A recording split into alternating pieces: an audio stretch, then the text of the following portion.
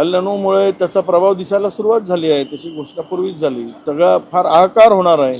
आता यातून महाराष्ट्र कसा सावरला जातो, फार गोष्टी केल्या गेल्या होत्या की आम्ही शेतकरी आपला आत्महत्या मुक्त महाराष्ट्र करू, म्हणजे मराठवाड्यातील दुष्काळ मुळापासून संपुष्टात आणू. आणि हे सगळं ज्या घोषणा केल्या त्या सगळ्या घोषणांचं उत्तर आता हे ज्यावेळेस दुष्काळ पडतो त्यावेळेस लोक विचारत असतात.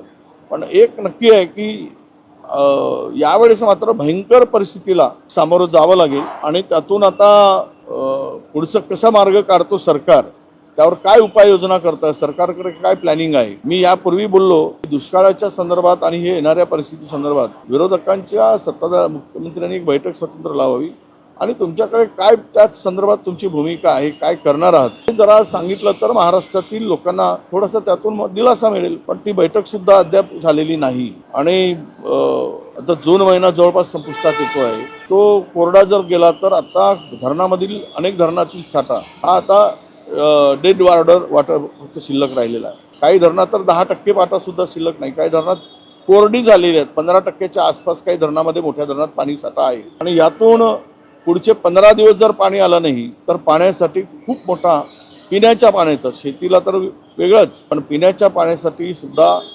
तडफडावं लागेल अशी परिस्थिती महाराष्ट्रात निर्माण होईल.